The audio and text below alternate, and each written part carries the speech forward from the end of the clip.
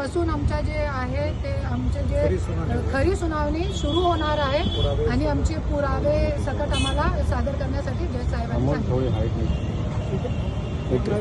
आणि परलीमध्ये पण जे आम्ही याचिका टाकली होती त्याच्यामध्ये जे ते मतलब रद्द झालेली आहे, तिथे ठिकाणी आमचे अर्ज फेटाळण्यात आलेला आहे, त्याची पण आम्ही अंमलबजावणी कोर्टामध्ये परत आम्ही ते अपील दाखल केलेली आहे। त्याच्यामध्ये पण धनंजय मुंडेला नोटीस बजावण्यात आलेली आहे।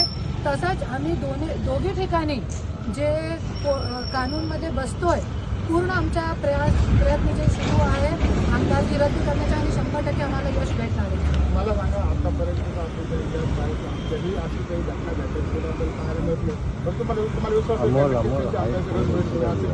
100% रद्द होणार आहे, क्योंकि आमचा फक्त एकच मुद्दा नाही आहे। आता तुम्ही बघू शकता की परलीमध्ये ज्या तहसीलदारनी मुंडे ज्यांचं नाव होता 2 दिवस अगोदर त्यांना अटक झालेली आहे, त्यांनी 20,000 रुपये लाच घेताना रंगेहात पकडण्यात आलेला आहे। जरी एक 20,000 रुपयेसाठी जरी एक तहसीलदार जेलमध्ये जाऊ शकतो, तो ज्या वेळे माझा पर्चा अवैध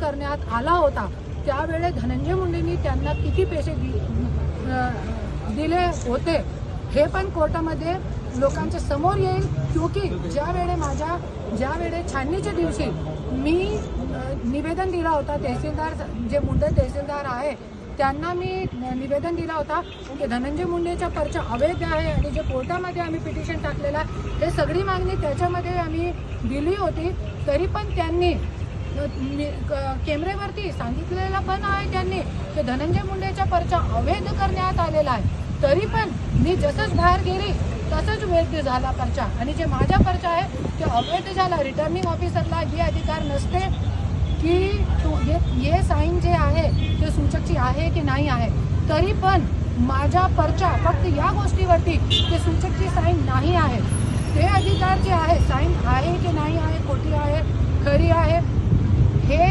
तपासण्याचे अधिकार आणि हे खरी खोटी करण्याचे अधिकार जे आहे ते रिटर्निंग ऑफिसरच्या नसते।